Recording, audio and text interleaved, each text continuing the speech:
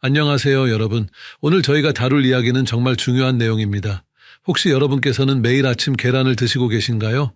많은 어르신들이 계란을 완전 식품이라고 생각하시며 매일 한 개씩, 어떤 분들은 두 개씩 드시고 계실 겁니다. 그런데 최근 노인의학 전문의들 사이에서 충격적인 연구 결과가 발표되었습니다.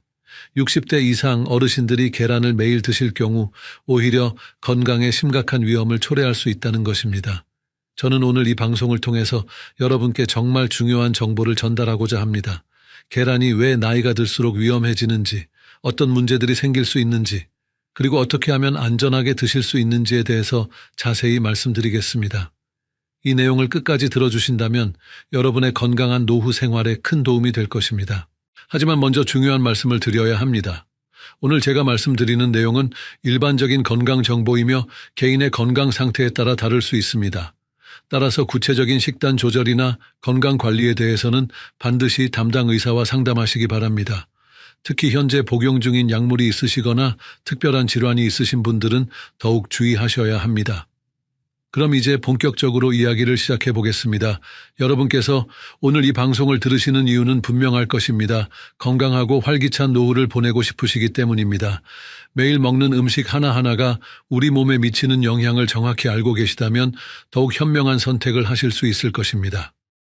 경기도에 사시는 72세의 김할머니의 이야기부터 들어보겠습니다.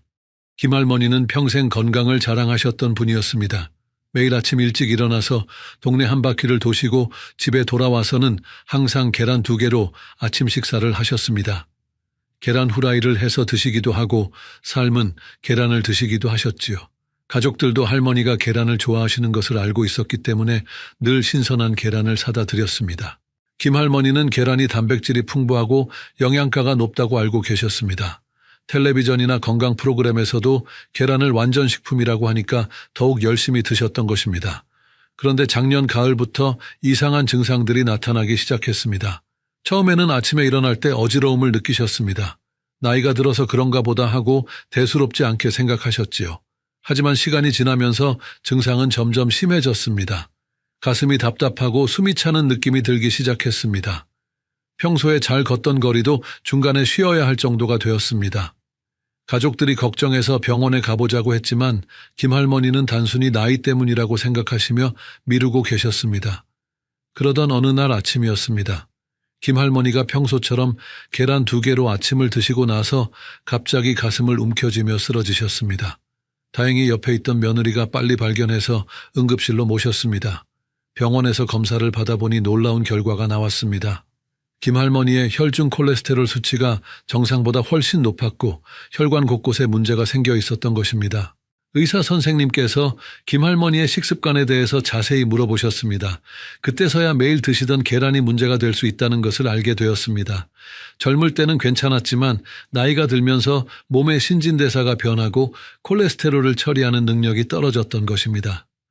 의사 선생님은 당분간 계란 섭취를 중단하고 약물 치료를 받으라고 하셨습니다. 다행히 김할머니는 빠른 치료로 회복하셨습니다. 지금은 계란을 일주일에 2번 정도만 드시고 계시며 건강 상태도 많이 좋아지셨습니다. 김할머니는 지금도 그때 일을 생각하면 아찔하다고 하십니다. 좋다고 생각해서 매일 드시던 것이 오히려 독이 될 수 있다는 것을 그때 처음 알게 되셨다고 합니다. 이번에는 반대의 경우를 말씀드리겠습니다. 서울에 사시는 68세 박할아버지의 이야기입니다. 박할아버지는 김할머니와는 다른 상황이었습니다. 박할아버지도 평소에 계란을 매일 드시고 계셨는데 어느 날부터인가 소화가 잘 안 되기 시작하셨습니다. 계란을 드시고 나면 속이 더부룩하고 때로는 설사를 하시기도 했습니다. 박할아버지는 처음에 단순히 소화불량 정도로 생각하셨습니다. 소화제를 드시면서 계속 계란을 드셨지요. 하지만 증상은 점점 심해졌습니다. 계란을 드시고 나면 몇 시간 동안 속이 아프고 메스꺼움을 느끼셨습니다.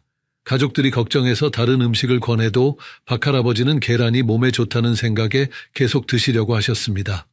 결국 어느 날 심한 복통으로 응급실에 가시게 되었습니다. 검사 결과 담석이 발견되었습니다. 의사 선생님은 박할아버지의 나이와 식습관을 고려할 때 매일 드시던 계란이 담석 형성에 영향을 주었을 가능성이 크다고 말씀하셨습니다. 나이가 들면서 담즙의 구성이 변하고 콜레스테롤이 많은 음식을 매일 드시면 담석이 생기기 쉽다는 것이었습니다. 박할아버지는 수술을 받으셔야 했습니다. 다행히 수술은 성공적으로 끝났지만 회복하는 데 오랜 시간이 걸렸습니다.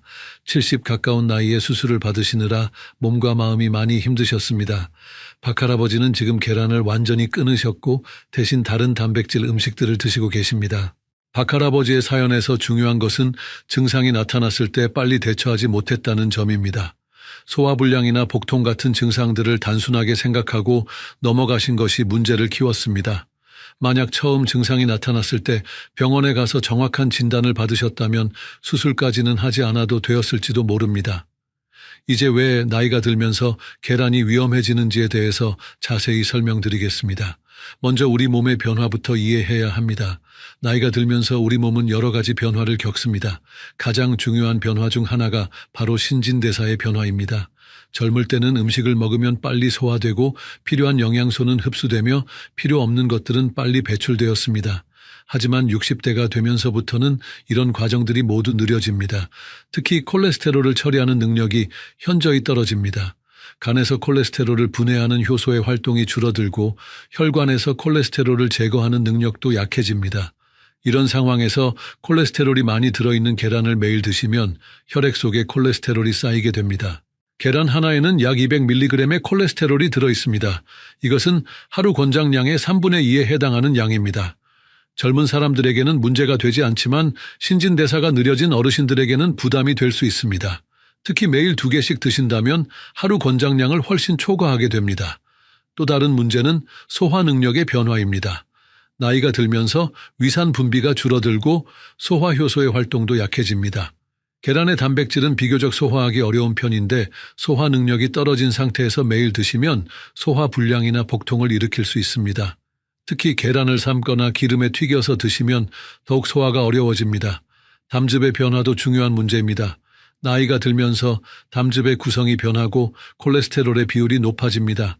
이런 상황에서 콜레스테롤이 많은 음식을 계속 드시면 담석이 생기기 쉽습니다. 담석은 한번 생기면 심한 통증을 일으키고 경우에 따라서는 수술이 필요할 수도 있습니다. 혈당 조절 능력의 변화도 고려해야 합니다. 나이가 들면서 인슐린의 효과가 떨어지고 혈당을 조절하는 능력이 약해집니다. 계란 자체는 혈당에 직접적인 영향을 주지는 않지만 함께 드시는 다른 음식들과의 조합에 따라서 혈당 상승을 일으킬 수 있습니다. 특히 빵이나 밥과 함께 드시는 경우에는 더욱 주의하셔야 합니다.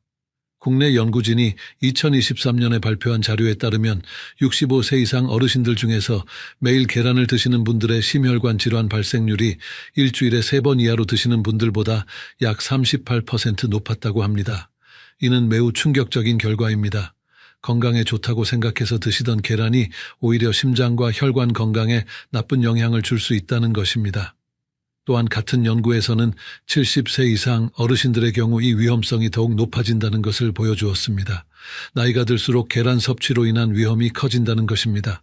이는 앞서 말씀드린 신진대사의 변화와 직접적인 관련이 있습니다. 미국의 한 대학에서 진행한 장기 추적 연구에서도 비슷한 결과가 나왔습니다. 60세 이상 성인 3만 명을 15년간 추적 관찰한 결과 매일 계란을 드시는 분들의 뇌졸중 발생률이 그렇지 않은 분들보다 25% 높았다고 합니다. 특히 여성의 경우 이 위험성이 더욱 높게 나타났습니다. 그렇다면 계란을 완전히 끊어야 할까요? 그렇지는 않습니다. 계란은 여전히 좋은 단백질 공급원이고 여러 가지 영양소를 함유하고 있습니다. 문제는 드시는 방법과 양입니다. 올바른 방법으로 적절한 양을 드신다면 건강에 도움이 될 수 있습니다. 첫 번째 해결책은 섭취 빈도를 조절하는 것입니다. 매일 드시던 것을 일주일에 3번 정도로 줄이시는 것이 좋습니다. 이렇게 하시면 콜레스테롤 섭취량을 크게 줄일 수 있으면서도 필요한 단백질은 충분히 섭취하실 수 있습니다. 계란을 드시지 않는 날에는 다른 단백질 음식들로 대체하시면 됩니다. 두부나 콩류는 훌륭한 식물성 단백질 공급원입니다. 특히 두부는 소화하기 쉽고 콜레스테롤이 전혀 없어서 어르신들에게 매우 좋습니다. 된장국에 두부를 넣어서 드시거나 두부조림을 해서 드시면 맛도 좋고 영양도 풍부합니다. 콩나물이나 숙주나물 같은 콩류도 단백질이 풍부하면서 소화가 잘 됩니다.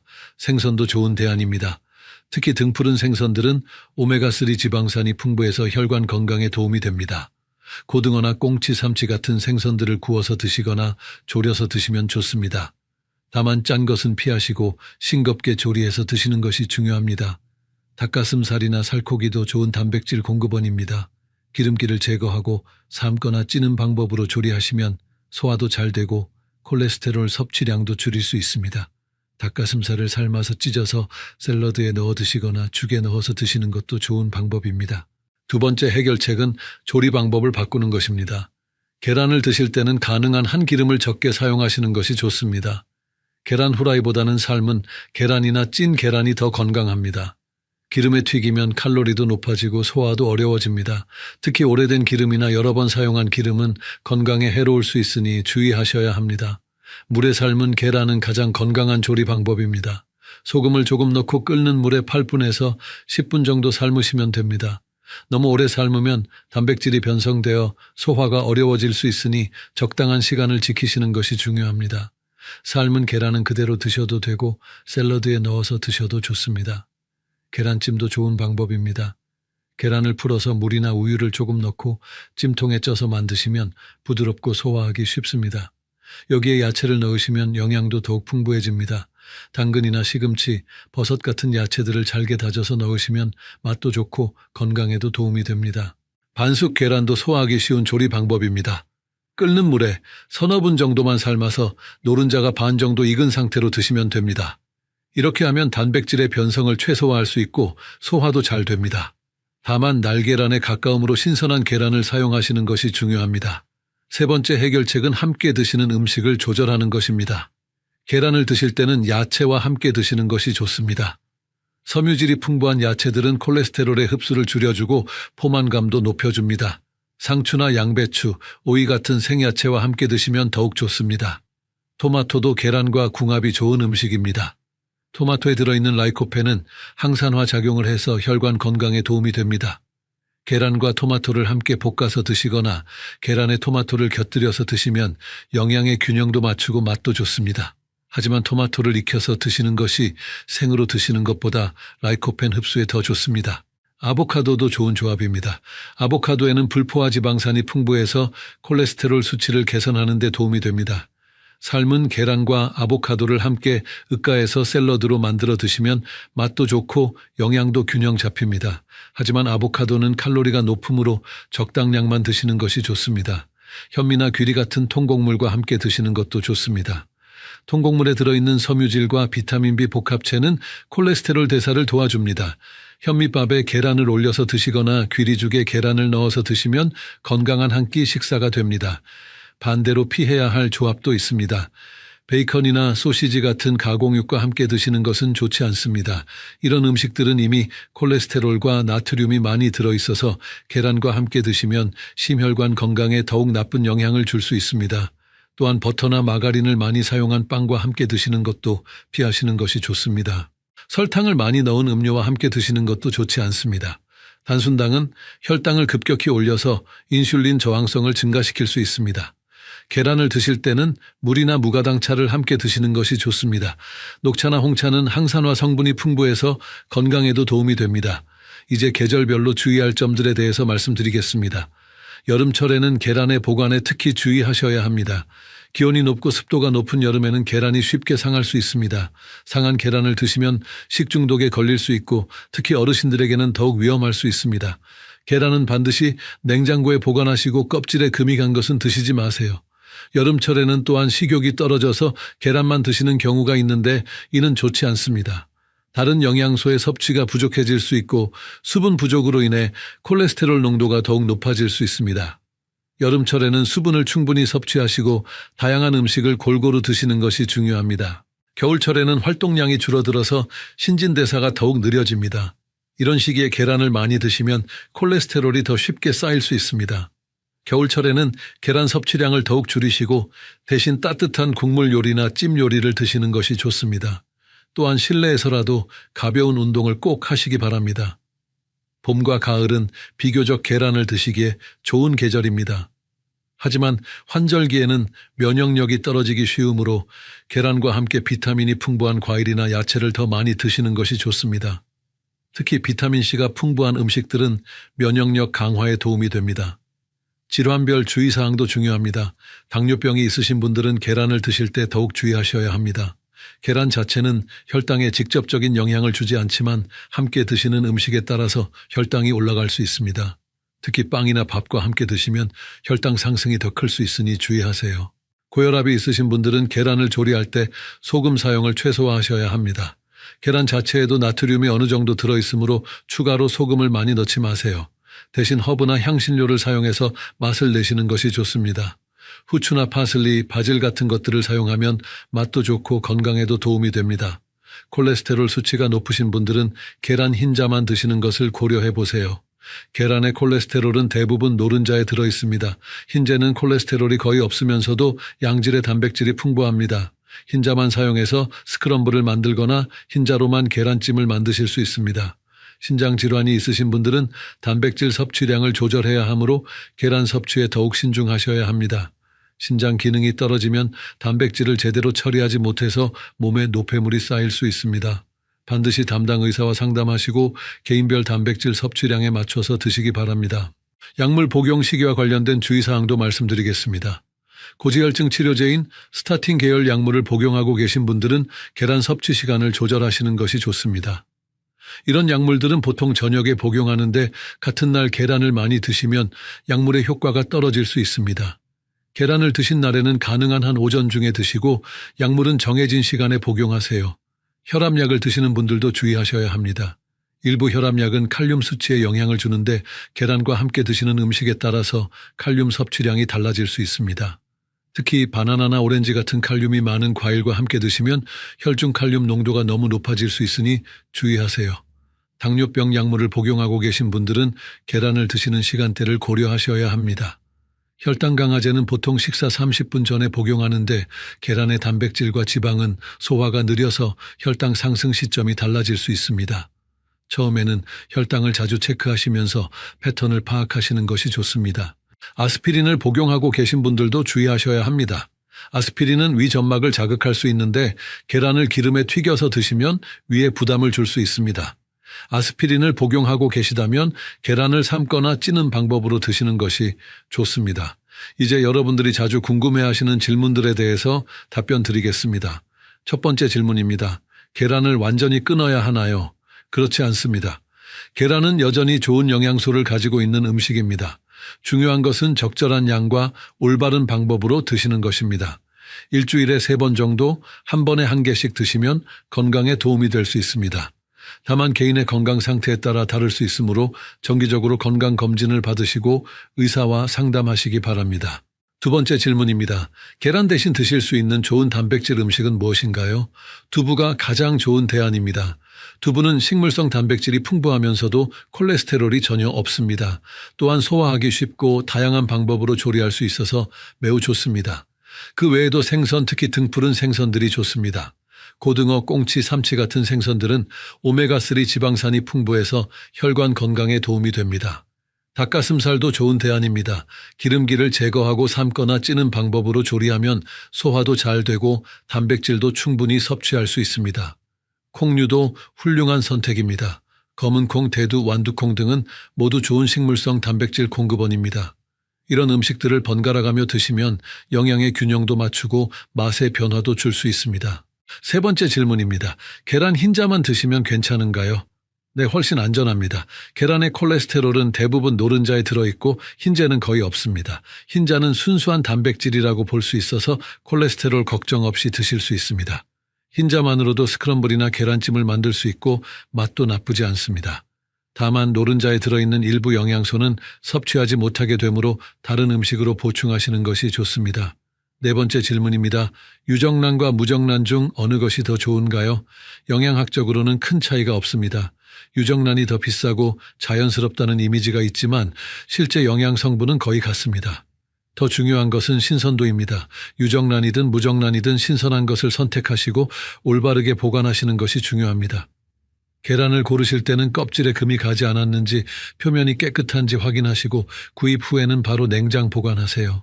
이제 오늘 배운 내용을 정리해 보겠습니다. 첫째, 60세 이상 어르신들에게는 매일 계란을 드시는 것이 건강에 위험할 수 있습니다. 나이가 들면서 콜레스테롤을 처리하는 능력이 떨어지기 때문입니다.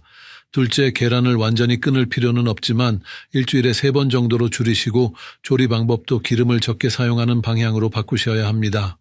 셋째, 계란 대신 두부나 생선, 콩류 같은 다른 단백질 음식들을 골고루 드시는 것이 더 건강합니다. 여러분께 7일 도전을 제안드립니다. 이번 주부터 계란을 매일 드시던 습관을 바꿔보세요. 월요일, 수요일, 금요일에만 계란을 드시고 나머지 날에는 두부나 생선으로 대체해보세요. 계란을 드실 때는 삶거나 찌는 방법을 사용하시고 야채와 함께 드시기 바랍니다. 일주일 후에 몸의 변화를 관찰해 보세요. 소화가 더 편해지고 몸이 가벼워지는 것을 느끼실 수 있을 것입니다. 또한 이 기간 동안 혈압이나 혈당을 체크하실 수 있다면 더욱 좋습니다. 변화를 수치로 확인하시면 더욱 동기부여가 될 것입니다. 가족들에게도 이런 변화를 알려주시고 함께 건강한 식습관을 만들어 가시기 바랍니다. 지금까지 이 영상이 도움이 되셨다면 좋아요 버튼을 눌러주시고 구독도 꼭 부탁드립니다. 여러분의 건강한 노후를 위해서 앞으로도 유용한 정보들을 계속 전해드리겠습니다. 다음 주에는 어르신들이 꼭 알아야 할 또 다른 중요한 주제를 다룰 예정입니다. 바로 혈압약과 함께 드시면 안 되는 음식들에 대한 이야기입니다. 많은 어르신들이 모르고 계시는 위험한 조합들이 있습니다. 놓치지 마시고 다음 주에도 함께 해주세요. 마지막으로 다시 한번 강조드리지만 오늘 말씀드린 내용은 일반적인 건강 정보입니다. 개인의 건강 상태나 복용 중인 약물에 따라서 다를 수 있으므로 구체적인 식단 조절은 반드시 담당 의사와 상담하시기 바랍니다. 건강한 하루 되세요. 어르신 여러분, 안녕하세요. 오늘은 많은 분들이 고민하고 계신 검버섯에 대해 말씀드리려고 합니다. 거울을 볼 때마다 손등이나 얼굴에 생긴 갈색 반점 때문에 마음이 무거우셨던 적이 있으실 텐데요. 이런 검버섯이 나이가 들면서 자연스럽게 생기는 것이라고 포기하고 계시지는 않으신가요? 사실 많은 어르신들이 검버섯을 그냥 나이 탓으로 돌리며 방치하고 계십니다. 하지만 오늘 제가 알려드릴 방법들을 통해서 집에서도 충분히 검버섯을 엿게 만들고 새로운 검버섯이 생기는 것을 예방할 수 있습니다. 특히 우리 주변에서 쉽게 구할 수 있는 천연 재료들을 활용한 방법들이니까요. 비용 부담도 전혀 없으실 거예요. 한국피부과학회에서 발표한 자료에 따르면 60세 이상 어르신 중에서 87%가 검버섯을 가지고 계신다고 합니다. 이렇게 흔한 문제임에도 불구하고 많은 분들이 올바른 관리 방법을 모르고 계시는 것이 현실입니다. 오늘 영상을 끝까지 보시면 검버섯이 왜 생기는지, 어떻게 관리해야 하는지, 그리고 예방하는 방법까지 모든 것을 알게 되실 거예요. 다만 오늘 말씀드리는 내용들은 일반적인 건강 정보로서 개인의 의학적 상담이나 진료를 대체할 수는 없습니다. 피부에 이상이 있거나 특별한 질환이 있으신 분들은 반드시 전문의와 상담하시기 바랍니다. 그럼 지금부터 검버섯과의 전쟁에서 승리하는 비법들을 하나씩 알아보겠습니다. 먼저 72세 김순덕 할머니의 이야기를 들려드리겠습니다. 김 할머니는 손등과 팔뚝에 동전만한 크기의 검버섯이 여러 개 생겨서 매우 속상해하고 계셨어요. 특히 손등의 검버섯이 너무 진해서 장을 보러 갈 때도 장갑을 끼고 다니셨다고 합니다. 가족들과 사진을 찍을 때도 항상 손을 뒤로 감추려고 하셨고요. 김 할머니는 처음에 값비싼 화장품들을 여러 개 사서 발라보셨지만 별다른 효과를 보지 못하셨습니다. 그러던 중에 이웃 할머니로부터 알로에베라를 활용한 천연 관리법을 들으시게 되었어요. 반신반의하면서도 집에서 키우던 알로에베라 잎을 따서 개를 발라보기 시작하셨습니다. 처음 한 달 동안은 큰 변화를 느끼지 못하셨어요. 하지만 김 할머니는 포기하지 않고 매일 아침 저녁으로 꾸준히 알로에 깨를 발라주셨습니다. 그리고 2달째부터 조금씩 변화가 나타나기 시작했어요. 검버섯의 색깔이 조금씩 연해지는 것을 느끼셨다고 합니다. 3달이 지나자 정말 놀라운 일이 일어났습니다. 가장 큰 검버섯이 거의 절반 정도로 옅어졌고 작은 검버섯들은 거의 눈에 띄지 않을 정도가 되었어요. 김 할머니는 이제 장갑 없이도 당당하게 손을 내밀 수 있게 되셨고 가족 사진을 찍을 때도 환하게 웃으시며 손을 자연스럽게 내놓으실 수 있게 되었습니다. 김 할머니가 사용한 방법은 정말 간단했습니다. 매일 아침 세안 후와 저녁 잠자리에 들기 전에 알로에 베라 잎을 잘라서 나오는 투명한 깨를 검버섯 부위에 발라주는 것이었어요. 알로에 베라에는 알로인과 알로에 모딘이라는 성분이 들어있는데 이 성분들이 피부 재생을 돕고 멜라닌 색소 생성을 억제하는 효과가 있다고 알려져 있습니다. 더욱 놀라운 것은 김 할머니가 알로에 베라 관리와 함께 식단도 조절하셨다는 점입니다. 비타민C가 풍부한 키위와 귤을 매일 드시고 항산화 성분이 많은 녹차를 하루 3잔씩 마시셨어요. 이런 종합적인 관리를 통해서 단순히 검버섯만 옅어진 것이 아니라 전체적인 피부톤도 맑아지고 탄력도 좋아지셨다고 합니다. 지금도 김 할머니는 꾸준히 알로에 베라 관리를 계속하고 계시고 새로운 검버섯이 생기지 않도록 자외선 차단에도 신경 쓰고 계십니다. 김 할머니처럼 꾸준함과 올바른 방법만 있다면 여러분도 충분히 검버섯을 개선하실 수 있습니다. 하지만 모든 분들이 김 할머니처럼 좋은 결과를 얻으시는 것은 아닙니다. 68세 박철수 할아버지의 경우를 보면 검버섯을 제대로 관리하지 않았을 때 어떤 문제가 생길 수 있는지 알 수 있어요. 박 할아버지는 얼굴과 손 등에 검버섯이 여러 개 생겼는데도 별로 신경 쓰지 않으셨습니다. 박 할아버지는 검버섯을 그냥 나이 반점이라고 생각하고 방치하셨어요. 자외선 차단제도 바르지 않으시고 모자나 긴 소매 옷도 잘 입지 않으셨습니다. 그러던 어느 날 얼굴의 검버섯 중 하나가 갑자기 크기가 커지고 모양이 불규칙하게 변하기 시작했어요. 처음에는 그냥 검버섯이 조금 커진 것이라고 생각하고 넘어가셨습니다. 하지만 몇 주가 지나면서 그 부위가 가렵고 따끔거리기 시작했어요. 가족들이 걱정해서 병원에 가보자고 했지만 박 할아버지는 대수롭지 않게 여기고 계속 미루셨습니다. 결국 몇 달 후에 그 부위에서 피가 나고 상처가 생기면서 참을 수 없을 정도가 되어서야 병원을 찾으셨어요. 의사 선생님의 진단 결과는 충격적이었습니다. 단순한 검버섯이 아니라 피부암의 전 단계인 광성악화증으로 발전한 것이었거든요. 다행히 조기에 발견해서 치료를 받을 수 있었지만 만약 더 늦었다면 악성 피부암으로 발전할 수도 있었던 상황이었습니다. 박 할아버지는 이후에 정기적으로 피부과 검진을 받고 계시고 자외선 차단과 피부 관리에 매우 신경 쓰고 계십니다. 박 할아버지의 사례에서 알 수 있듯이 검버섯을 단순히 미용상의 문제로만 생각해서는 안 됩니다. 때로는 더 심각한 피부 질환의 신호일 수 있기 때문이에요. 특히 검버섯의 크기나 모양, 색깔이 갑자기 변한다면 반드시 전문의와 상담을 받으셔야 합니다. 또한 박 할아버지처럼 자외선 차단을 소홀히 하면 기존의 검버섯이 더 진해지고 새로운 검버섯이 계속 생길 수 있습니다.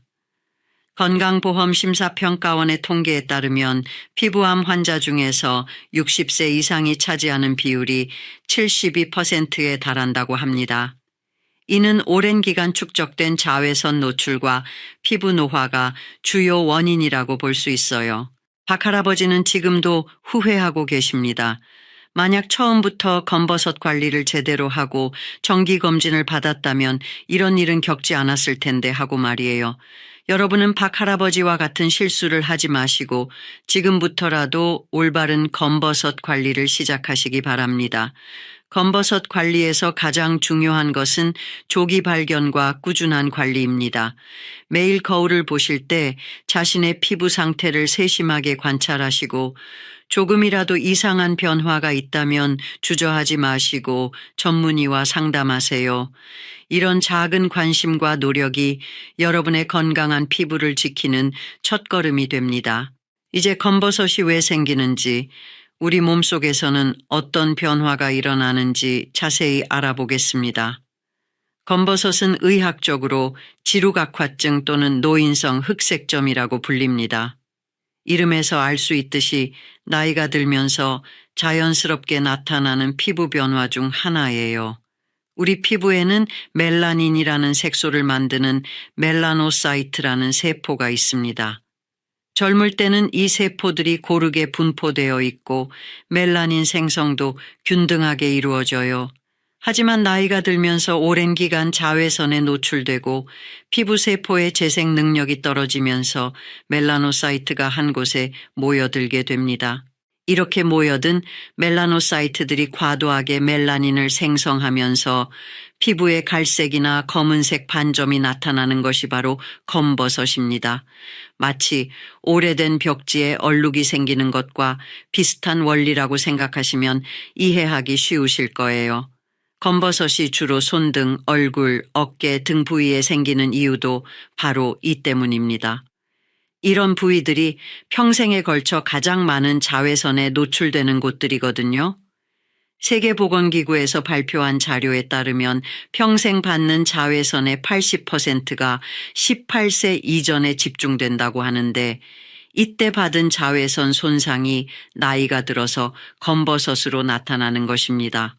또한 검버섯 형성에는 활성산소도 큰 역할을 합니다. 우리 몸에서 자연스럽게 생성되는 활성산소는 세포를 손상시키고 노화를 촉진시켜요. 나이가 들면서 항산화 능력이 떨어지게 되면 활성산소로 인한 손상이 누적되어 검버섯이 생기기 쉬워집니다.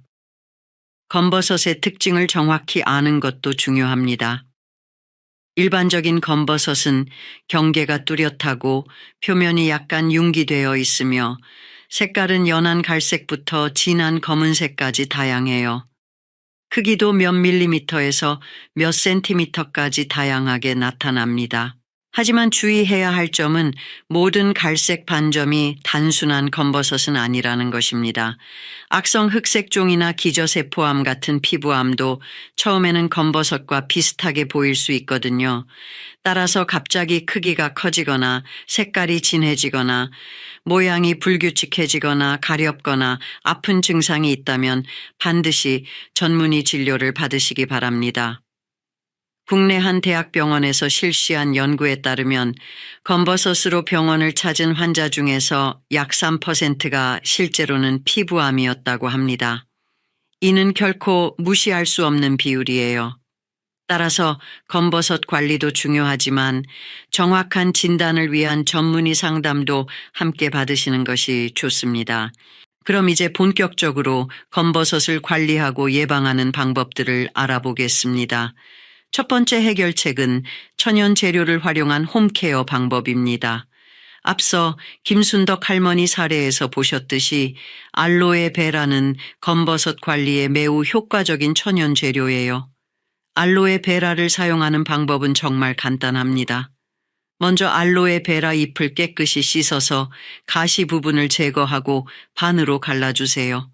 그리고 안쪽에 투명한 겔 부분을 숟가락으로 긁어내서 검버섯 부위에 발라주시면 됩니다.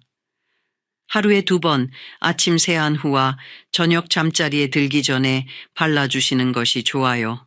알로에베라가 없으시다면 레몬과 꿀을 활용한 팩도 좋은 방법입니다. 신선한 레몬 반 개의 즙을 짜서 천연 꿀 1스푼과 섞어주세요. 이 혼합물을 검버섯 부위에 발라주고 15분 정도 기다린 후 미지근한 물로 씻어내시면 됩니다. 레몬에 들어있는 구연산과 비타민C가 각질 제거와 미백 효과를 도와줍니다. 또 다른 효과적인 방법은 감자를 활용하는 것입니다.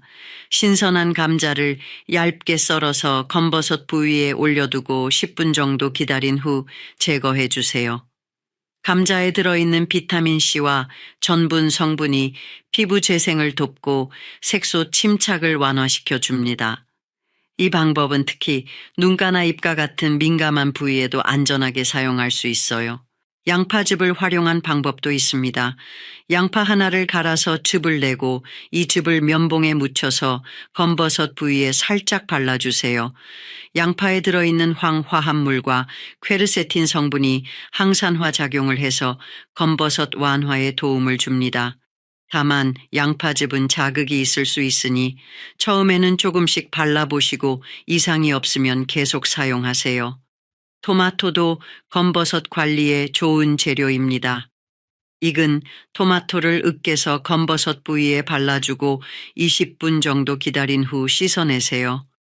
토마토의 풍부한 라이코펜 성분이 강력한 항산화 작용을 해서 피부 손상을 회복시키고 새로운 검버섯 생성을 예방해 줍니다. 이런 천연 재료들을 사용할 때 주의할 점이 있습니다. 먼저 패치 테스트를 해보세요. 팔 안쪽 같은 민감하지 않은 부위에 조금 발라보고 이상 반응이 없는지 확인한 후 사용하시기 바랍니다. 또한 이런 천연 재료들은 즉각적인 효과를 기대하기보다는 최소 2-3달 이상 꾸준히 사용해야 효과를 볼 수 있다는 점을 기억해 주세요. 두 번째 해결책은 올바른 식단 관리입니다. 우리가 먹는 음식이 피부 건강에 미치는 영향은 생각보다 훨씬 큽니다. 특히 항산화 성분이 풍부한 음식들을 꾸준히 섭취하면 검버섯 예방과 개선에 큰 도움이 됩니다. 비타민C가 풍부한 과일들을 매일 드세요. 키위 한 개에는 하루 필요한 비타민C의 100%가 들어있고 귤 2개 정도면 하루 권장량을 충족할 수 있어요. 딸기, 파인애플, 오렌지도 비타민C가 풍부한 과일들입니다. 이런 과일들을 하루에 2-3번 나누어서 드시면 체내 항산화 능력을 높일 수 있습니다. 녹차도 검버섯 관리에 매우 좋은 음료입니다. 녹차에 들어있는 카테킨 성분은 강력한 항산화 작용을 해서 활성산소로부터 피부를 보호해 줍니다. 하루에 3-4잔 정도의 녹차를 마시면 피부 건강뿐만 아니라 전체적인 건강 개선에도 도움이 됩니다. 다만 카페인에 민감하신 분들은 오후에는 드시지 않는 것이 좋아요. 베타카로틴이 풍부한 채소들도 꼭 드세요. 당근, 단호박, 고구마, 시금치 같은 주황색이나 짙은 녹색 채소들에는 베타카로틴이 풍부하게 들어있어요. 베타카로틴은 체내에서 비타민 A로 전환되어 피부 재생을 돕고 멜라닌 생성을 조절하는 역할을 합니다. 견과류도 검버섯 예방에 도움이 됩니다. 아몬드, 호두, 브라질너트에는 비타민 E와 셀레늄 같은 항산화 성분이 풍부하게 들어있어요. 하루에 한 줌 정도의 견과류를 간식으로 드시면 피부 건강에 좋습니다. 다만 견과류는 칼로리가 높으니 적당량만 드시는 것이 중요해요. 콩류와 생선도 검버섯 관리에 도움이 되는 음식들입니다. 콩에 들어있는 이소플라본 성분은 피부 탄력을 유지하고 콜라겐 생성을 촉진시켜 줍니다. 또한 등푸른 생선에 풍부한 오메가3 지방산은 피부 염증을 줄이고 건강한 피부를 유지하는 데 도움을 줍니다. 물을 충분히 마시는 것도 매우 중요합니다. 하루에 최소 8잔 이상의 물을 마셔서 체내 노폐물을 배출하고 피부에 수분을 공급해 주세요. 물 대신 당분이 많은 음료를 마시면 오히려 피부 노화를 촉진시킬 수 있으니 주의하시기 바랍니다. 반대로 피해야 할 음식들도 있습니다. 설탕이나 정제된 탄수화물이 많은 음식들은 체내 염증을 증가시키고 피부 노화를 촉진시킵니다. 또한 과도한 음주나 흡연은 활성산소 생성을 늘려서 검버섯 형성을 촉진시키니 되도록 피하시는 것이 좋아요. 이 세 번째 해결책은 생활습관 개선입니다. 아무리 좋은 음식을 먹고 천연팩을 해도 생활습관이 잘못되어 있다면 효과를 보기 어렵습니다.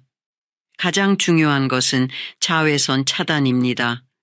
많은 어르신들이 자외선 차단제는 젊은 사람들만 바르는 것이라고 생각하시는데 이는 잘못된 인식입니다.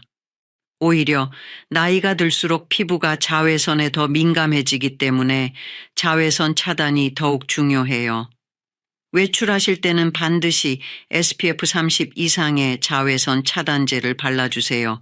자외선 차단제를 바르는 방법도 중요합니다.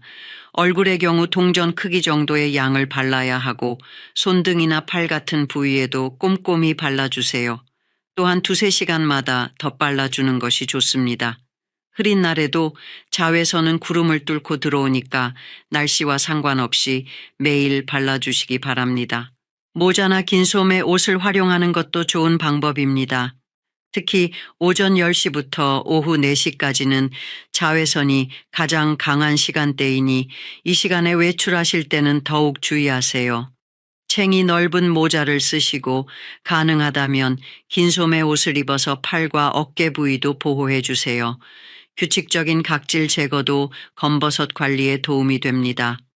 일주일에 한두 번 정도 부드러운 스크럽제나 수건을 이용해서 각질을 제거해 주세요. 하지만 너무 세게 문지르면 오히려 피부에 자극을 줄 수 있으니 부드럽게 마사지하듯이 해주시는 것이 중요합니다. 충분한 수면도 피부 건강에 매우 중요합니다. 잠을 자는 동안 우리 몸에서는 성장 호르몬이 분비되면서 손상된 피부 세포를 재생시키고 복구하는 작업이 이루어져요. 하루에 최소 7시간 이상은 주무시려고 노력하세요. 스트레스 관리도 빼놓을 수 없는 부분입니다. 만성적인 스트레스는 호르몬 불균형을 일으켜서 피부 노화를 촉진시킵니다. 산책이나 독서, 음악 감상 같은 자신만의 스트레스 해소법을 찾아서 꾸준히 실천하시기 바랍니다. 정기적인 피부 관찰도 중요합니다. 매일 거울을 보실 때 자신의 피부 상태를 세심하게 관찰하시고 검버섯의 크기나 색깔, 모양의 변화가 있는지 체크해 보세요. 변화가 있다면 주저하지 마시고 피부과 전문의와 상담을 받으시기 바랍니다.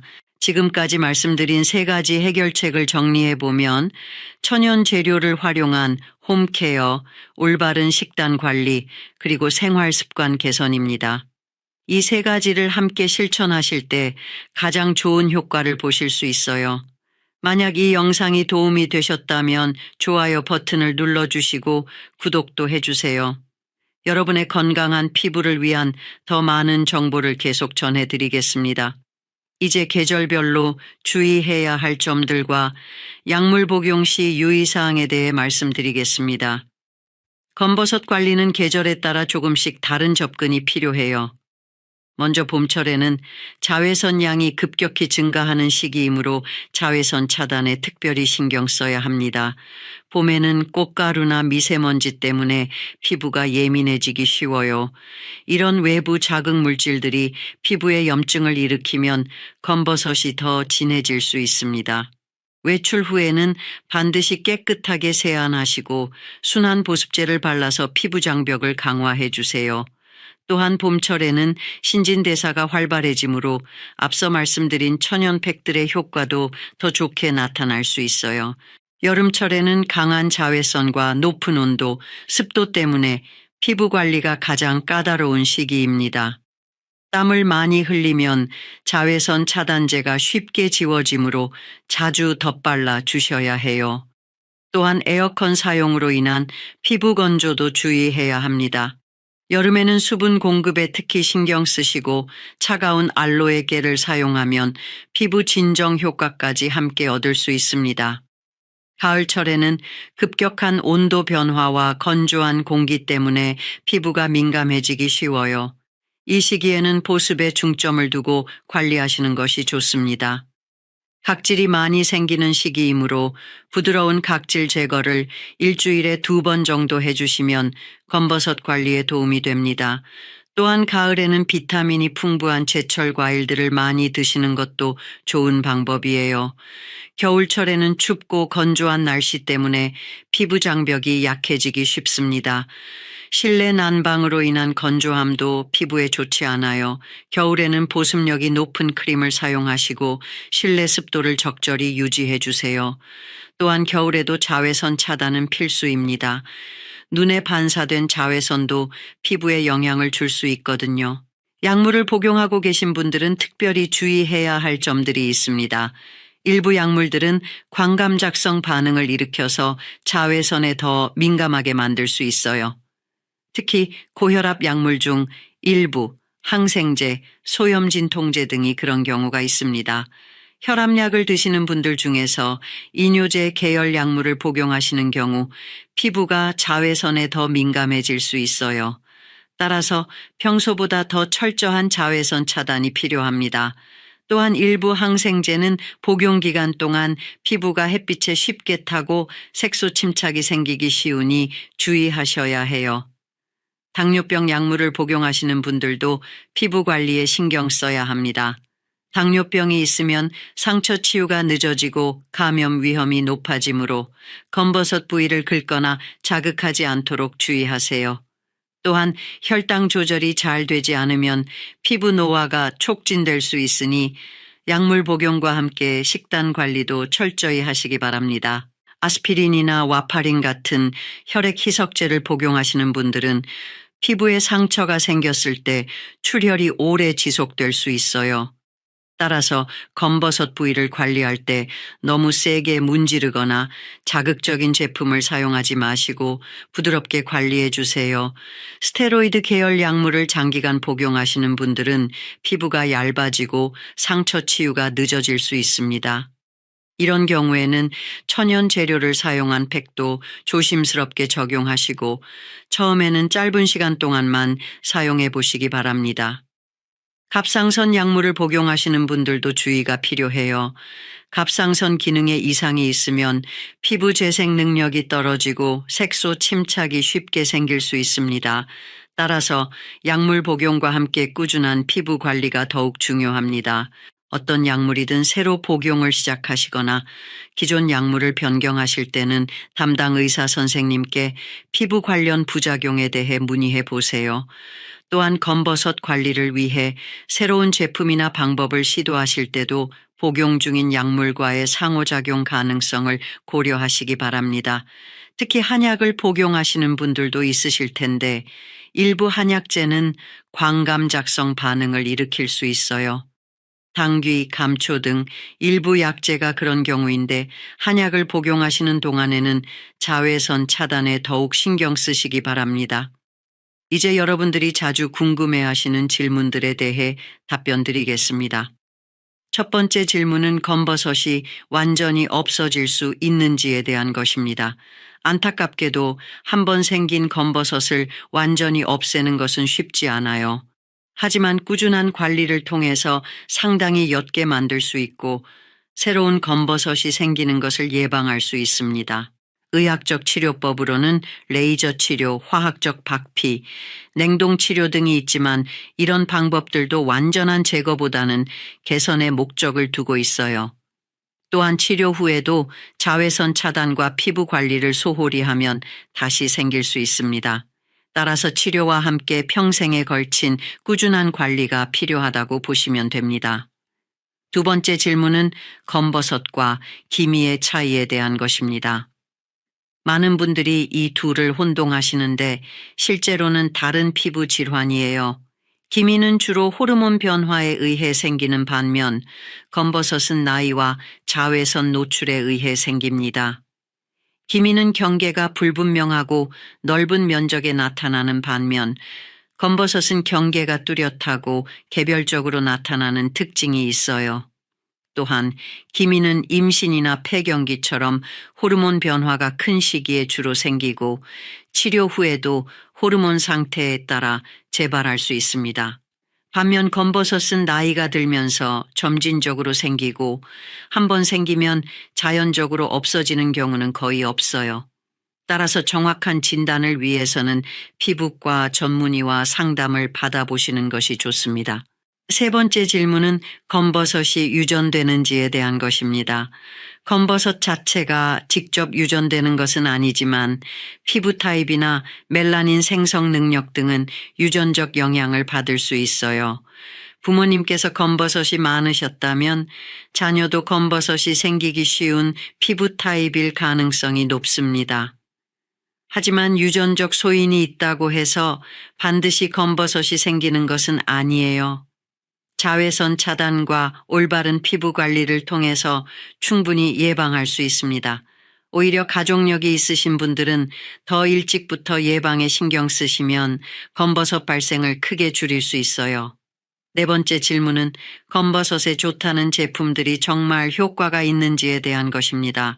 시중에는 검버섯 개선을 위한 다양한 화장품들이 나와 있어요. 이런 제품들 중에는 실제로 도움이 되는 것들도 있지만 과장된 광고를 하는 경우도 많습니다. 효과적인 성분으로는 하이드로퀴논, 트레티노인, 비타민C, 알파하이드록시산 등이 있어요. 하지만 이런 성분들은 농도가 높으면 피부 자극을 일으킬 수 있으므로 전문의와 상담 후 사용하시는 것이 좋습니다.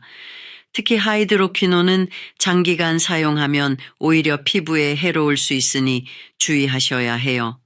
제품을 선택하실 때는 성분을 꼼꼼히 확인하시고 자극적인 성분이 들어있지 않은지 살펴보세요. 또한 제품만으로는 한계가 있으니 앞서 말씀드린 생활 습관 개선과 함께 사용하시는 것이 중요합니다. 무엇보다 너무 빠른 효과를 기대하지 마시고 최소 2-3달은 꾸준히 사용해 보시기 바랍니다. 이제 여러분도 오늘부터 7일 동안 검버섯 관리 도전을 시작해 보세요. 첫째 날에는 집에 있는 알로에나 레몬으로 천연팩을 만들어 보시고 둘째 날부터는 비타민C가 풍부한 과일을 하루 2번씩 드세요. 셋째 날에는 자외선 차단제를 구입해서 매일 바르는 습관을 만들어 보시고 넷째 날에는 녹차를 우려서 하루 3잔씩 마시기 시작하세요. 다섯째 날에는 거울을 보며 자신의 피부 상태를 자세히 관찰하고 사진으로 기록해 두시고 여섯째 날에는 충분한 수분 섭취와 함께 감자나 토마토 마스크를 해보세요. 일곱째 날에는 한 주 동안의 변화를 점검하고 앞으로의 관리 계획을 세워보시기 바랍니다. 이렇게 7일만 실천해도 피부에 긍정적인 변화를 느끼실 수 있을 거예요. 감사합니다. 안녕하세요, 어르신 여러분. 오늘은 정말 중요한 이야기를 해드리려고 합니다. 혹시 요즘 소화가 잘 안 되시거나 등이 아프다며 나이 탓이라고 생각하고 계시지는 않나요? 많은 분들이 이런 증상을 단순히 나이가 들어서 생기는 자연스러운 현상이라고 여기고 넘어가십니다. 하지만 이런 증상들이 때로는 우리 몸이 보내는 매우 심각한 경고 신호일 수 있다는 사실을 아시나요? 특히 췌장암은 침묵의 살인자라고 불릴 만큼 초기에 발견하기 어려운 암입니다. 하지만 완전히 증상이 없는 것은 아닙니다. 오늘 제가 말씀드릴 5가지 초기 증상 중에서 2개 이상이 나타나신다면 반드시 병원에 가보셔야 합니다. 이 영상을 끝까지 보시면 여러분과 가족의 생명을 구할 수 있는 소중한 정보를 얻으실 수 있을 것입니다. 국가암 등록 통계에 따르면 2022년 한 해 동안 우리나라에서 췌장암으로 진단받은 환자는 8,900명에 달합니다. 더 충격적인 것은 췌장암의 5년 생존율이 겨우 13.4%에 불과하다는 점입니다. 이는 다른 암에 비해 매우 낮은 수치입니다. 하지만 조기에 발견하면 생존율이 크게 높아집니다. 1기 단계에서 발견된 췌장암의 5년 생존율은 40%까지 올라갑니다. 그렇다면 왜 이렇게 많은 분들이 췌장암을 늦게 발견하게 될까요? 바로 초기 증상을 나이 탓으로 돌리거나 다른 질병으로 오해하기 때문입니다. 오늘 이 영상을 통해 췌장암의 진짜 초기 증상들을 정확히 알아보시고 여러분의 건강을 지키는 데 도움이 되시기 바랍니다. 먼저 의료진으로서 말씀드리고 싶은 것은 오늘 제가 드리는 정보는 의학적 참고 자료일 뿐이며 정확한 진단과 치료는 반드시 의료 전문가와 상담하셔야 한다는 점입니다. 증상이 있으시다면 주저하지 마시고 병원을 방문하시기 바랍니다.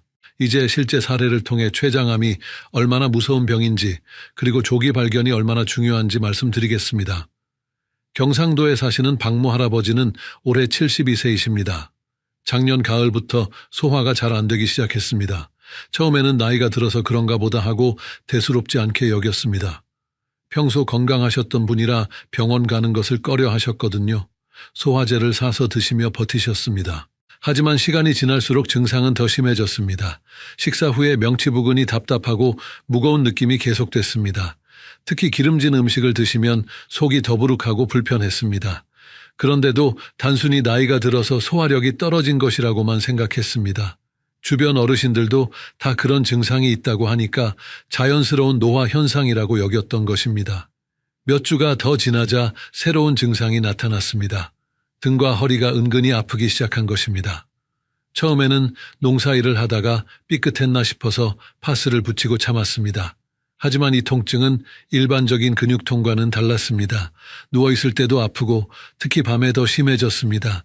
진통제를 먹어도 잘 듣지 않았습니다. 그러던 어느 날 아침 박 할아버지는 거울을 보다가 깜짝 놀랐습니다. 눈의 흰자위가 노랗게 변해 있었던 것입니다. 소변 색깔도 평소보다 훨씬 진했습니다. 이제야 뭔가 심각하다는 것을 느끼셨습니다. 가족들의 권유로 급하게 병원에 갔습니다. 검사 결과는 충격적이었습니다. 췌장암 3기였습니다. 이미 주변 장기로 전이가 시작된 상태였습니다. 의사 선생님은 만약 처음 소화불량 증상이 나타났을 때 병원에 왔다면 1기에서 발견할 수 있었을 것이라고 말씀하셨습니다. 하지만 이미 늦었습니다. 박 할아버지는 즉시 항암 치료를 시작했습니다. 가족들은 모든 희망을 걸고 최선을 다해 치료를 받았습니다. 하지만 췌장암은 진행 속도가 매우 빠릅니다. 치료에도 불구하고 상태는 점점 악화됐습니다. 식욕이 떨어지고 체중이 급격히 감소했습니다. 통증도 더욱 심해져서 일상생활이 어려워졌습니다. 결국 첫 증상이 나타난 지 겨우 9개월 만에 박 할아버지는 세상을 떠나셨습니다. 가족들은 처음 소화불량이 시작됐을 때 좀 더 일찍 병원에 갔더라면 하는 후회로 가슴이 아팠습니다. 단순히 나이 탓이라고 넘겼던 그 증상들이 사실은 췌장암의 초기 신호였던 것입니다. 이런 안타까운 일이 더 이상 일어나지 않았으면 좋겠습니다. 그래서 오늘 이 영상을 준비했습니다. 지금 이 영상이 도움이 되신다면 구독과 좋아요 버튼을 눌러주시고 주변의 어르신들께도 꼭 공유해 주시기 바랍니다. 하지만 반대로 조기에 발견해서 성공적으로 치료받으신 분의 사례도 있습니다. 부산에 사시는 김모 할머니의 이야기입니다. 김 할머니는 68세이시고 평소 건강관리에 관심이 많으신 분입니다. 작년 봄부터 식후에 속이 더부룩한 증상이 나타나기 시작했습니다. 처음에는 나이가 들어서 그런가 보다 하고 넘어가려 했습니다. 하지만 며칠 더 지켜보니 증상이 계속됐습니다. 특히 기름진 음식을 드신 후에는 소화가 더 안 됐습니다. 평소 좋아하시던 삼겹살이나 튀김 요리를 드시면 속이 무겁고 불편했습니다. 그런데 김 할머니는 다른 분들과 달리 이런 변화를 예민하게 받아들이셨습니다. 평소에 소화가 좋았던 분이라 이런 증상이 낯설었던 것입니다. 며칠 더 지나자 새로운 증상이 추가됐습니다. 왼쪽 옆구리와 등 쪽으로 은근한 통증이 시작된 것입니다. 이 통증은 특별한 자세에서 더 심해지는 것 같았습니다. 앞으로 숙이거나 누웠을 때 더 아팠습니다. 단순한 근육통과는 다른 양상이었습니다. 김 할머니는 이런 증상들이 며칠째 계속되자 걱정이 되기 시작했습니다. 인터넷으로 증상을 찾아보니 여러 가지 질병 가능성이 나왔습니다. 그중에 췌장염이나 췌장암도 있었습니다. 무서워지긴 했지만 정확한 진단을 받아보자고 마음먹었습니다. 김 할머니는 주저하지 않고 내과를 방문했습니다. 의사 선생님께 증상을 자세히 설명했습니다. 소화불량이 언제부터 시작됐는지, 어떤 음식을 먹을 때 더 심한지, 통증의 위치와 양상은 어떤지 구체적으로 말씀드렸습니다. 의사 선생님은 김 할머니의 증상을 듣고 혈액검사와 복부 초음파 검사를 권했습니다. 혈액검사에서 췌장 효소 수치가 약간 높게 나왔습니다. 초음파에서는 췌장의 작은 종괴가 발견됐습니다. 추가로 컴퓨터 단층 촬영과 자기 공명 영상 검사를 받았습니다. 검사 결과 췌장머리 부분에 작은 종양이 있다는 것이 확인됐습니다. 다행히 아직 크기가 작고 다른 곳으로 전이되지 않은 일기 상태였습니다. 의사 선생님은 수술이 가능하다고 말씀하셨습니다. 조기 발견의 힘이었습니다.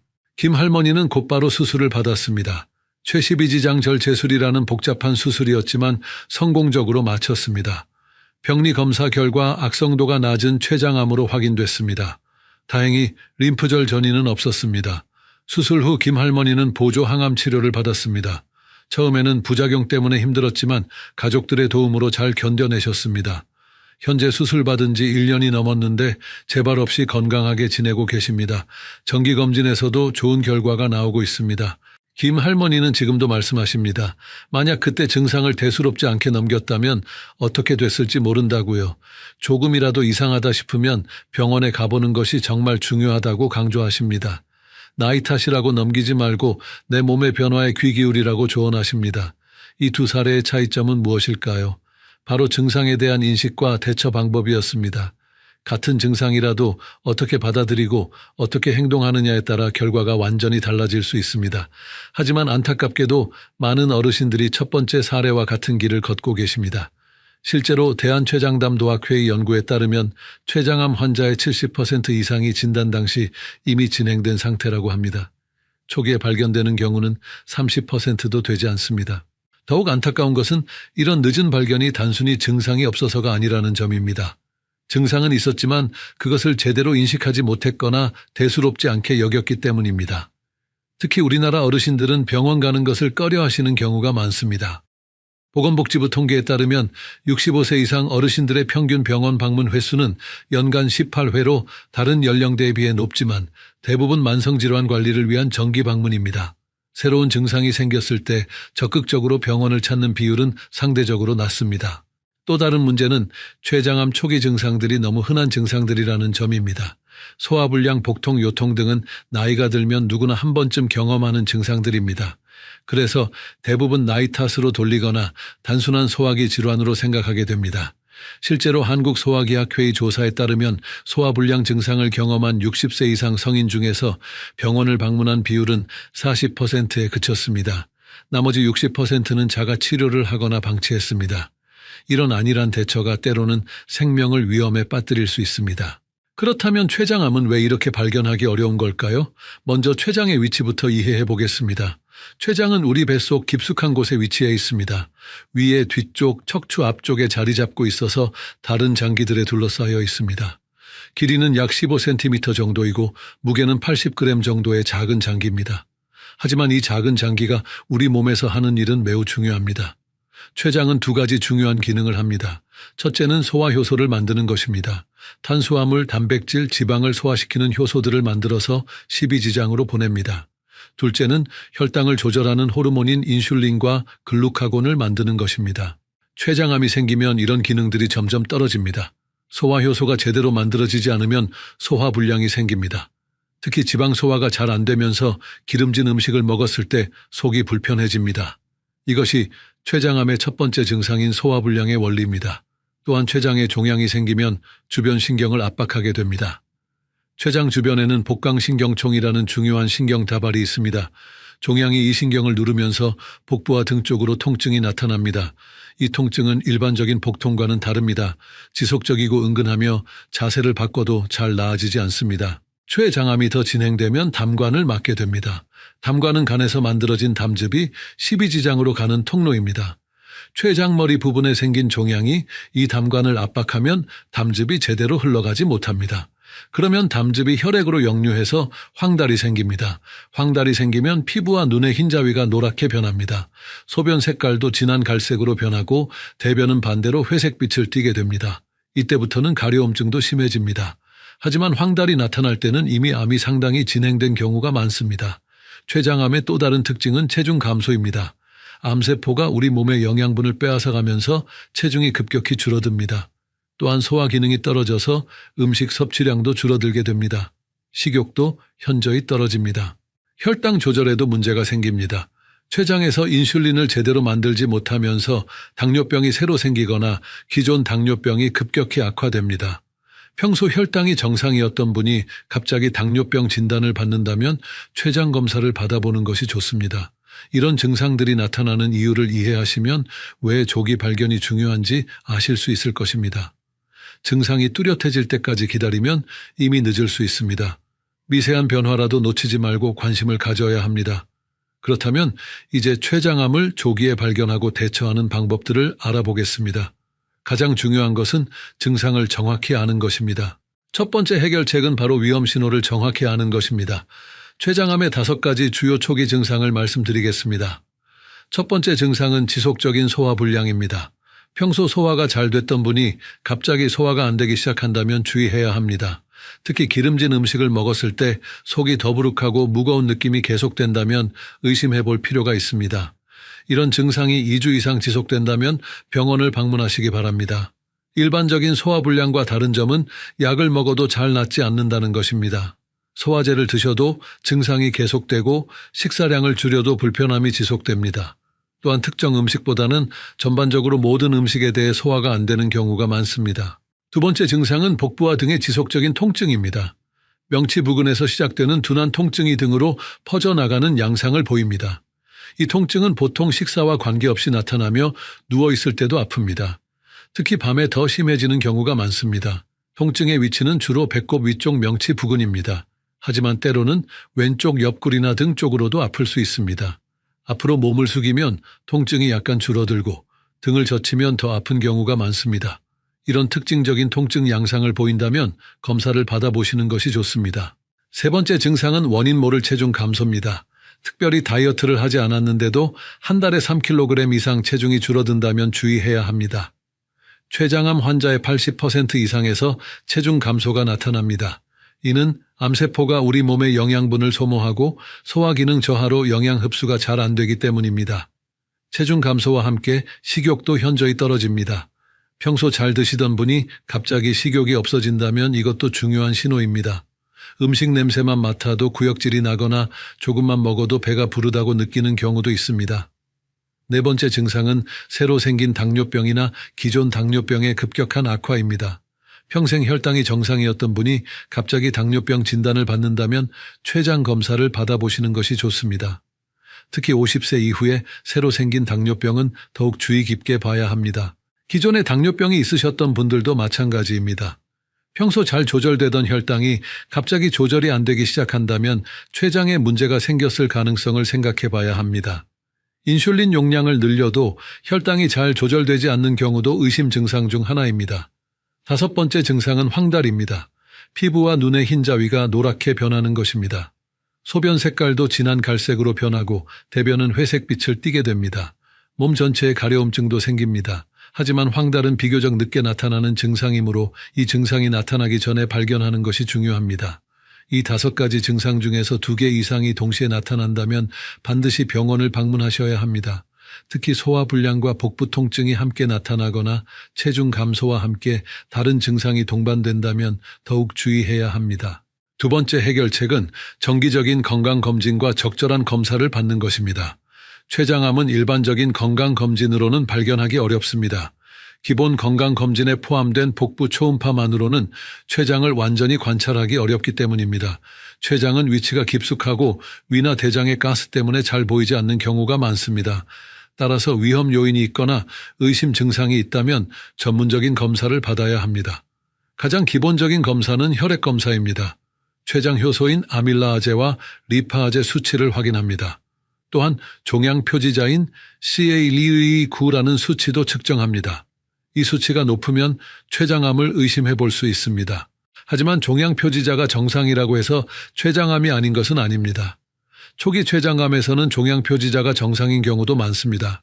따라서 증상이 있다면 영상검사를 받아보는 것이 좋습니다. 가장 중요한 검사는 컴퓨터 단층 촬영입니다.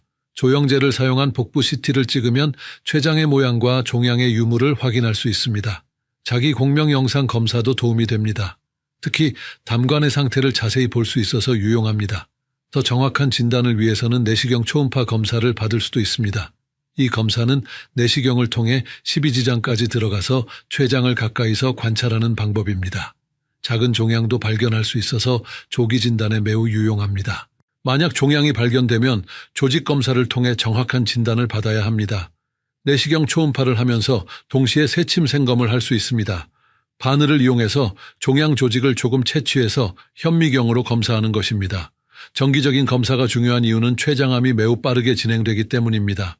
1기에서 2기로 진행되는데 겨우 몇 개월밖에 걸리지 않습니다.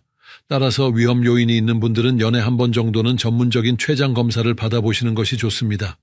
특히 가족력이 있거나 50세 이후에 당뇨병이 새로 생긴 분, 만성 췌장염이 있는 분, 흡연을 오래 하신 분들은 더욱 주의 깊게 검사를 받으셔야 합니다. 또한 헬리코박터 파일로리 감염이 있거나 비만한 분들도 위험도가 높습니다. 검사를 받을 때는 반드시 전문 의료진과 상담하시기 바랍니다. 증상을 정확히 설명하고 가족력이나 과거 병력도 자세히 말씀해 주세요. 이런 정보들이 정확한 진단에 매우 중요합니다. 세 번째 해결책은 생활습관 개선을 통한 예방입니다. 췌장암을 완전히 예방할 수 있는 방법은 없지만 위험도를 줄일 수 있는 방법들은 있습니다. 가장 중요한 것은 금연입니다. 흡연은 췌장암의 가장 확실한 위험 요인 중 하나입니다.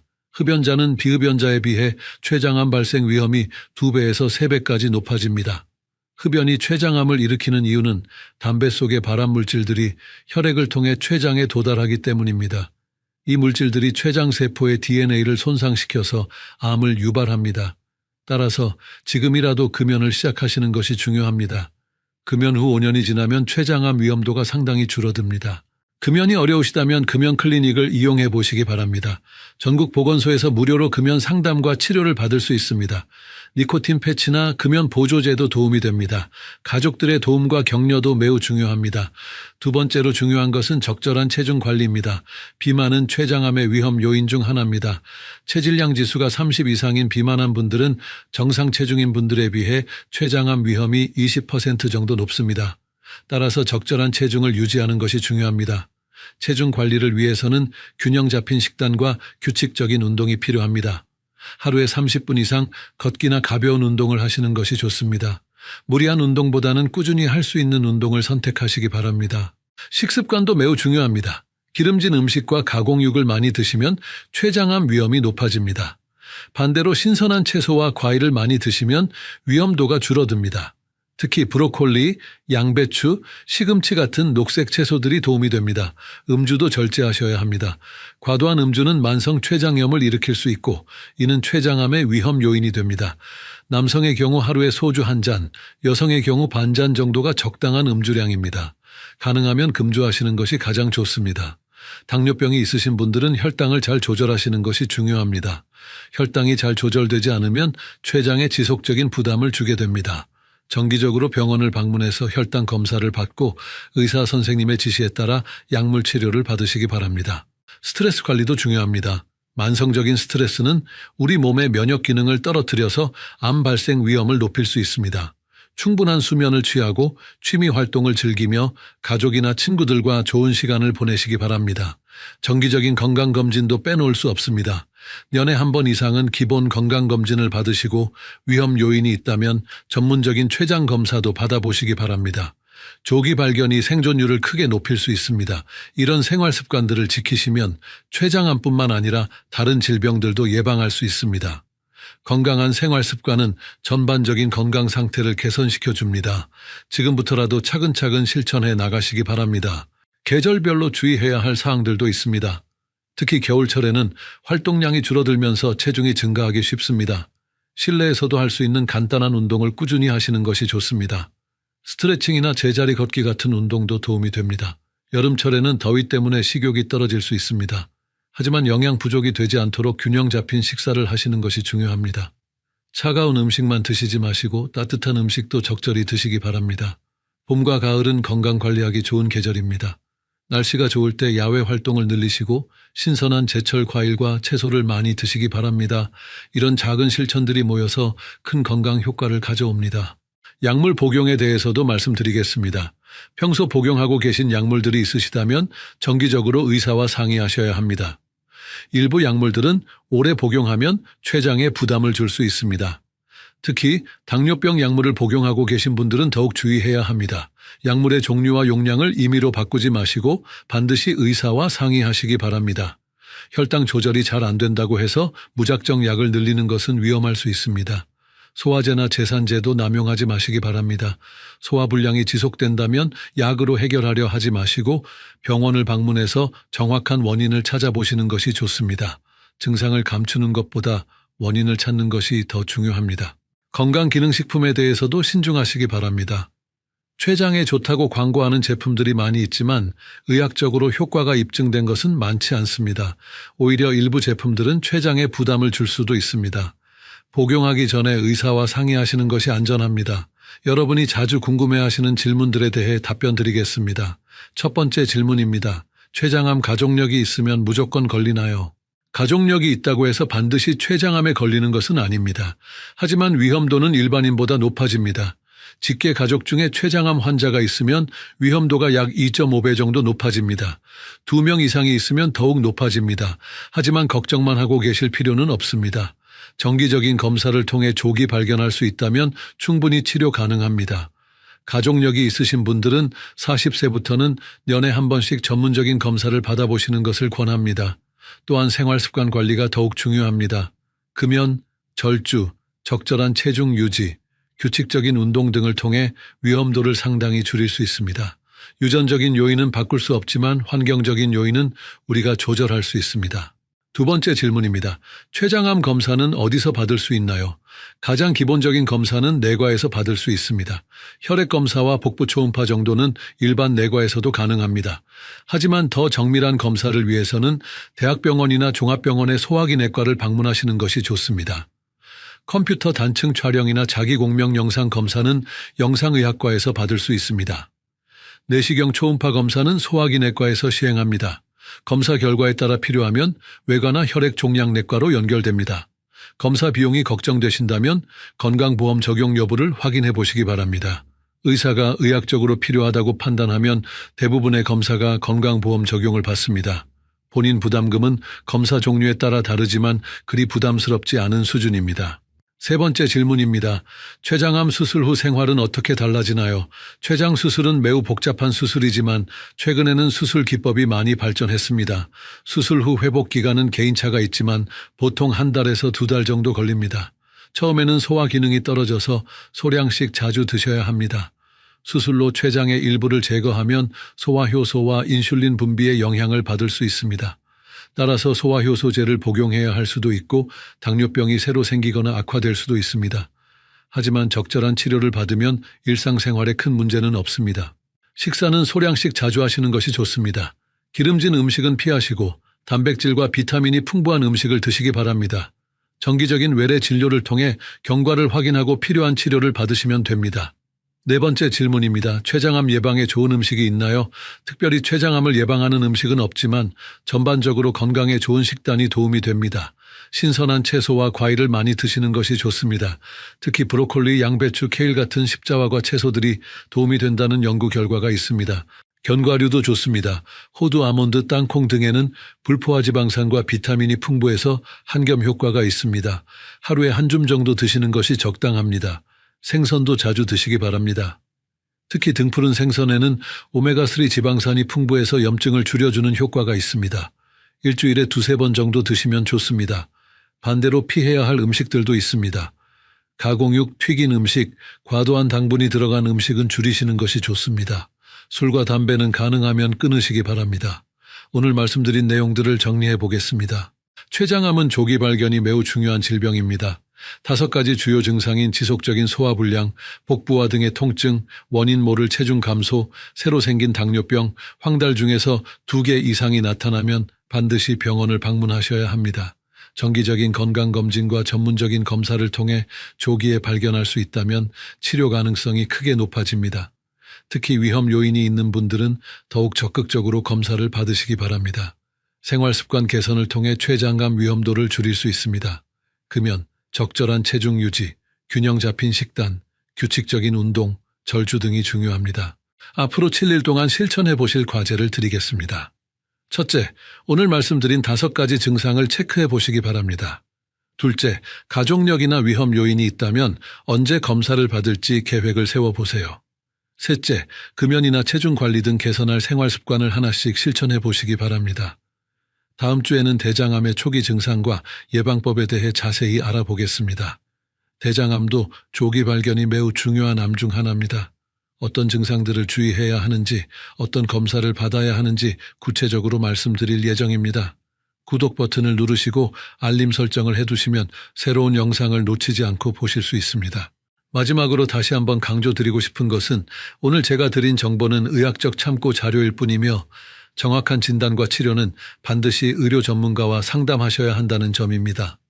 의심스러운 증상이 있으시다면 주저하지 마시고 병원을 방문하시기 바랍니다.